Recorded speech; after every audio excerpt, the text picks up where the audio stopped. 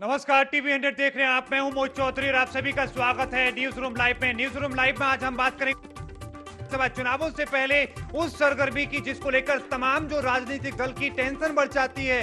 राजनीतिक दलों की टेंशन इसलिए बढ़ जाती है कि कई विधानसभा क्षेत्रों में ऐसे विधानसभा क्षेत्र होते हैं जहां पर कई उम्मीदवार होते हैं, जिसके चलते पार्टी में फूट पड़ नौबत होती है। स्क्रीनिंग कमेटियों की जो बैठक है वो चल रही है। बीते रोज ही कांग्रेस ने स्क्रीनिंग कमेटी की बैठक की थी और आज बीजेपी ने भी की है। प्रहलाद जोशी खुद वहां पर मौजूद रहे और यहां पर तमाम जो कार्यकर्ता हैं उनसे फीडबैक लिया गया है और उसके साथ ही उन्हें समझने की कोशिश की है कि इस बार विधानसभा चुनावों में जो उम्मीदवार होंगे वो किस तरीके के होंगे। इन तमाम चीजों को लेकर चर्चा करने की कोशिश करेंगे। मेरे वरिष्ठ सहयोगी नवीन इस वक्त मेरे साथ मौजूद हैं। स्क्रीनिंग कमेटी की बैठक कल कांग्रेस की हुई थी, आज बीजेपी की।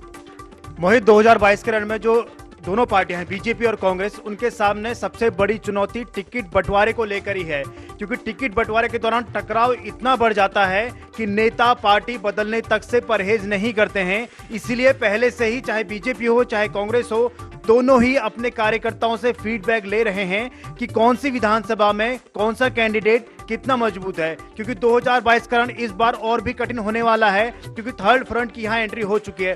तो उस थर्ड फ्रंट को भी साधना है और विपक्षी दलों को भी साधना है। इसीलिए पहला पूरा रोड मैप तैयार किया जा रहा है। जिले वाइज, विधानसभा वाइज कोर कमेटी की बैठक की जा रही है, ब्लॉक स्तर पे बैठक की जा रही है और कार्यकर्ताओं से फीडबैक लिया जा रहा है। और ये भी कार्यकर्ताओं की नब्ज टटोली जा रही है कि कौन से नेता से कहीं कार्यकर्ता खफा तो नहीं है, कहीं पार्टी के अंदर कोई गुटबाजी तो हावी नहीं है। तो इन सब चीजों से पार पाने के लिए मोहित लगातार बैठकों का दौर जारी है। अच्छा, एक बात और हम समझने की कोशिश करें ताकि हमारे दर्शक भी इसे बेहतर तरीके से समझ सके कि कांग्रेस भी स्क्रीनिंग कमेटी की बैठक कर रही है, बीजेपी भी कर रही है। दोनों की चयन की जो प्रक्रिया है उम्मीदवारों की, वो क्या क्या है और क्या कुछ समानताएं उसमें देखने को मिल रही हैं?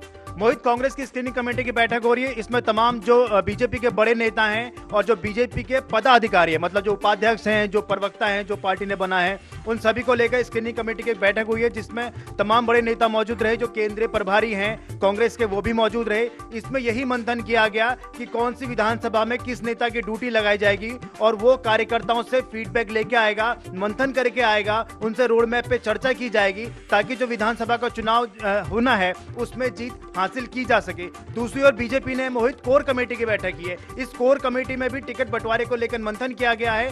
जो केंद्रीय प्रभारी हैं अब वो 11 जिलों में जाएंगे, जो पहाड़ी 11 जिले हैं वहां पे वो जाएंगे और बूथ स्तर पर कार्यकर्ताओं से वो भी बात करेंगे और फीडबैक लेंगे कि जो मौजूदा विधायक हैं उनका जो रिपोर्ट कार्ड है जनता के बीच में, वो रिपोर्ट कार्ड क्या कहता है। क्या उस रिपोर्ट कार्ड के आधार जो आगामी विधानसभा चुनाव है, क्या वो उसको जीतने की कगार पर हैं, जीतने की उम्मीद कार्यकर्ताओं को है कि जो विधायक साहब ने काम किए हैं उस काम के बल पर जनता विधायकों को वोट डालेगी। तो कुल मिलाकर दोनों ही पार्टियां पूरा मंथन कर रही है। मंथन का दौर लगातार जारी है और आज कल कांग्रेस की पहले दिन की बैठक थी, आज दूसरे दिन की बैठक हुई है। और सबसे बड़ी बात, जो दोनों ही राष्ट्रीय पार्टियां हैं, टिकट को लेकर अभी से टकराव की स्थिति सामने आ रही है। मोहित, लैंसडाउन विधानसभा की सीट है, वहां से मौजूदा विधायक बीजेपी के दिलीप रावत हैं, लेकिन जो सूत्रों के हवाले से खबर ये निकल के आ रही है कि जो कैबिनेट मंत्री हरक सिंह रावत, वो अपनी बहू अनुकृति गुसाई को वहां से टिकट दिलाने के लिए फिराक में हैं। उनकी बकायदा पूरी फील्डिंग चल रही है और हरक सिंह रावत अपनी बहू के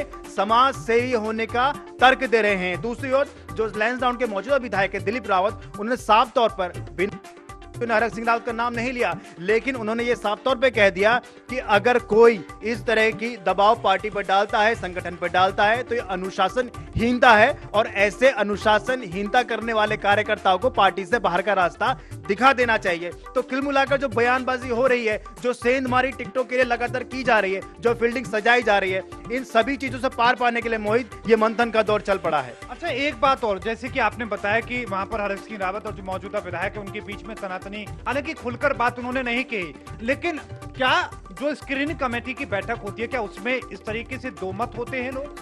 यानी कि वहां पर भी क्या अलग अलग पक्ष के लोग पहुंचते हैं, क्या उनमें भी बहस होती है, चर्चा होती है? क्योंकि तस्वीरें हमने देखी, किच्छा में आपने देखा होगा कि साथ साथ उम्मीदवार बीजेपी के वहां पर धरना प्रदर्शन करने लगते हैं। आपने देखा होगा कि मुख्यमंत्री पुष्कर सिंह धामी की जनसभा में 2 गुट वहां पर नजर आते हैं। एक गुट अपने उम्मीदवार के लिए नारेबाजी करता है, दूसरा दूसरे के लिए करता है। क्या इस तरह के हालात भी वहां होते हैं? जी मोहित, बिल्कुल। ये जो टिकट बंटवारे का टाइम जब आता है ना, तो हर जो उम्मीदवार है वो अपना पूरा जोर लगाता है। और एक विधानसभा में कल जो कांग्रेस की स्क्रीनिंग कमेटी हुई है, जब उन्होंने प्रेस ब्रीफिंग की तो उन्होंने साफ तौर पे कहा कि कई सीटें ऐसी हैं जहां पे 2 या 3 से ज्यादा कैंडिडेट सामने आ रहे हैं और दावेदारी कर रहे हैं। अब स्क्रीनिंग कमेटी में उन दावेदारों का पूरा रोड मैप लिया जाएगा, किस दावेदार के दावों में कितना दम है, किस दावेदार के पीछे कितनी पब्लिक है, या जो दावेदार है वो अपनी विधानसभा क्षेत्र में कितना चित परिचित है, लोग उसे कितना जानते हैं और समझते हैं।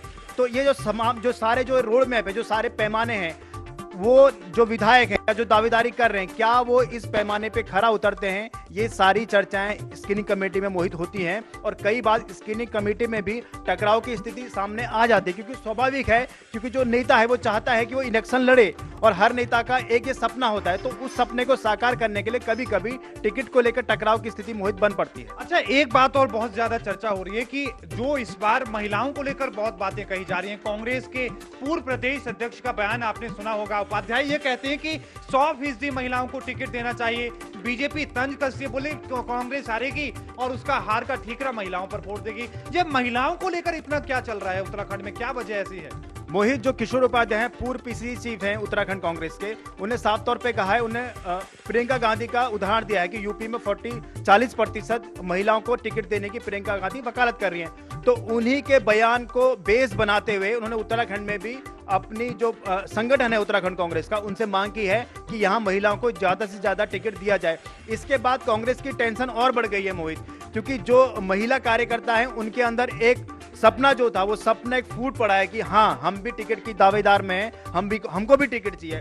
तो इस बार टिकट को लेकर कांग्रेस में जो टेंशन है वो ज्यादा बढ़ने वाली है पिछले विधानसभा चुनाव की अपेक्षा। दूसरी ओर किशोर उपाध्याय और हरीश रावत का 36 का आंकड़ा है, दोनों की आपस में बनती नहीं है। जब 2017 में कांग्रेस की सरकार थी, उससे पहले तब उत्तराखंड कांग्रेस के अध्यक्ष किशोर उपाध्याय हुआ करते थे और सीएम हरीश रावत हुआ करते, तो तब भी दोनों की बयानबाजियों में टकराव की स्थिति और फिर से एक बार वही बयानों में इनकी जो स्थिति है वो सामने आ रही है, जिससे जो कांग्रेस का संगठन है, जो स्क्रीनिंग कमेटी है, उनके सामने एक नई समस्या मोहित खड़ी हो गई है। अब इस समस्या का समाधान कैसे निकलेगा, कितने प्रतिशत महिलाओं को टिकट दिया जाएगा, क्या किशोर उपाध्याय की बातों को तवज्जो दी जाएगी, अगर तवज्जो नहीं दी जाती है तो किशोर उपाध्याय क्या करेंगे, ये ऐसे तमाम सवाल हैं जिनका जवाब आना अभी बाकी है। हालांकि मीटिंग का दौर चल रहा है, तो उम्मीद ये जताई जा रही है कि जैसे जैसे मीटिंग का दौर आगे बढ़ता जाएगा, वैसे वैसे इन सारे सवालों के जवाब मिलते जाएंगे मोहित। एक बात और, क्योंकि बीजेपी में भी क्या है कि इस बात को लेकर चर्चा हो रही है,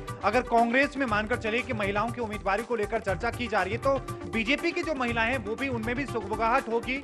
खुद प्रधानमंत्री मोदी महिलाओं को आगे बढ़ावा देने की बात करते हैं, मुख्यमंत्री पुष्कर सिंह धामी करते हैं, अब आम आदमी पार्टी की भी एंट्री हुई है कि वहां पर भी महिलाओं को लेकर किसी तरह की चर्चा हो रही है। मोहित, अगर बीजेपी की बात करें तो बीजेपी में अभी इस बात को लेकर अंदर खाने कोई सुगबुगाहट हो रही होगी तो वो पता नहीं, लेकिन खुले तौर पे या खुले मंच पर किसी भी बड़े नेता ने इस तरह की कोई बयानबाजी नहीं की है। मोहित, बीजेपी का संगठन और कांग्रेस के संगठन में बहुत फर्क है।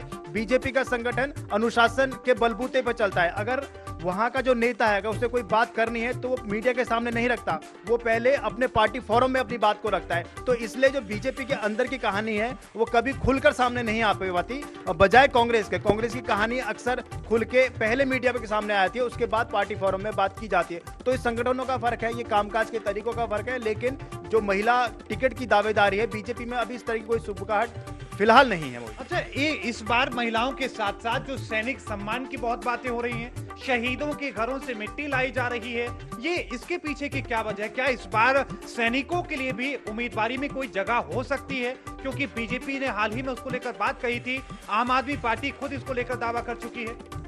मोहित, थोड़ा सा पीछे जाना पड़ेगा। जब प्रधानमंत्री मोदी अपने दौरे पे आए थे तो वो यहाँ बोल के गए थे कि उत्तराखंड में 4 धाम हैं और उत्तराखंड में 5वां धाम बनना चाहिए, जो सैनिकों की स्मृति में बनना चाहिए, क्योंकि उत्तराखंड सैनिक बाहुल्य एक राज्य है। तो इसीलिए अब जो सैनिक सम्मान यात्रा निकाले जा रही हैं, जो एक उसके पीछे की कहानी ये भी है क्योंकि उत्तराखंड सैनिक बहुल है, तो सैनिक वोटों को साधने की कोशिश भी लगातार बीजेपी कर रही है। दूसरी ओर कांग्रेस ने भी पिछले दिनों सैनिक सम्मान यात्रा निकाली गई थी, उन्होंने घर घर जाके जो शहीद सैनिकों के परिजन हैं उनको सम्मानित किया था, ताकि जो बीजेपी सैनिकों को साधने की कोशिश कर रही है, तो कांग्रेस भी लगातार उसमें अपनी सेंध मारने की कोशिश लगातार कर रही है। दूसरी ओर आम आदमी पार्टी भी इसी तर्ज पर पूर्व सैनिकों का सम्मान मोहित कर चुकी है। तो कुल मिलाकर जितने भी बड़े दल हैं वो सैनिकों के सहारे अपनी जो 2022 की सत्ता है उसमें आना चाहते हैं, 2022 का रण जीतना चाहते हैं और 2022 का बादशाह बनना चाहते हैं। अच्छा, एक बात और, क्योंकि जब भी विधानसभा चुनाव नजदीक होते हैं, हर विधानसभा क्षेत्र में ऐसा देखने को मिलता है कि वहां के जो मौजूदा विधायक मानकर चले बीजेपी के हैं तो वो किसी दूसरे दल में जाते नजर आ जाते हैं, या कांग्रेस के जो बड़े कैंडिडेट हैं, मजबूत दावेदार हैं, वो दूसरी पार्टी में चले जाते हैं। क्या इस तरह का भी तस्वीर देखने को मिल सकती है या मिल सकती है? तो अभी क्या स्थिति उत्तराखंड में राजनीति में देखने को मिल रही है? मोहित, उत्तराखंड की राजनीति में एक काला, अक्सर कह सकते हैं यह काला वाक्य है। जब 2017 का इलेक्शन होना था उससे ठीक पहले कांग्रेस में एक बहुत बड़ी टूट होती है।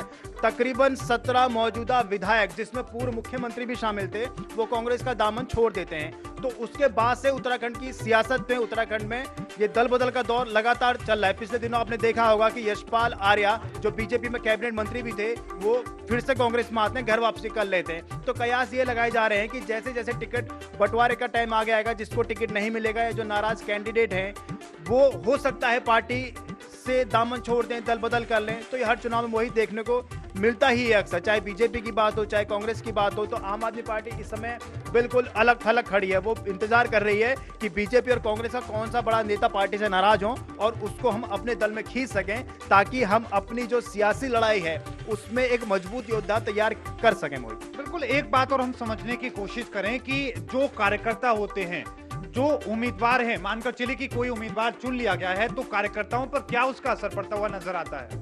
बिल्कुल मोहित, कार्यकर्ताओं पर असर बिल्कुल पड़ता है। जब यशपाल आर्या ने घर वापसी की थी तो नैनीताल जो जिला है वहां से जो कांग्रेस के कार्यकर्ता थे वो बहुत खफा हो गए। जो सरिता आर्या हैं, महिला प्रदेश अध्यक्ष हैं कांग्रेस की, उन्होंने साफ तौर पे कह दिया था कि अगर यशपाल आर्या को टिकट देने के लिए लाया गया है तो वो उसका बिल्कुल विरोध करती है। तो विरोध का बिल्कुल बचता है, क्योंकि जब कार्यकर्ता खफा होता है कि पूरे साल भर उन्होंने मेहनत की, 4 साल अपना पसीना बहाया, लेकिन जब मौका इलेक्शन लड़ने का आया तो आपने जो है पैराशूट उम्मीदवार उतार दिया। मोहित, बिल्कुल बिल्कुल, कहीं ना कहीं जिसने लाठी खाई है, जिसने आपके लिए पानी की बौछारें झेली हैं, तो उम्मीदवार वही होना चाहिए। लेकिन देखना दिलचस्प होगा कि अभी इस सियासी लड़ाई में उम्मीदवारों की जब टिकट बटेंगे तब क्या कुछ हालात राजनीतिक दलों में देखने को मिलेंगे। इस जो लगातार हालात है अभी इसको लेकर बैठ के चल रही है, लेकिन बैठकों के बाद क्या निचोड़ निकलता है ये देखना दिलचस्प होगा। न्यूज़ रूम लाइव लगातार लाइव जारी है, लेकिन इस बीच रुकेंगे एक बहुत छोटे से ब्रेक के लिए।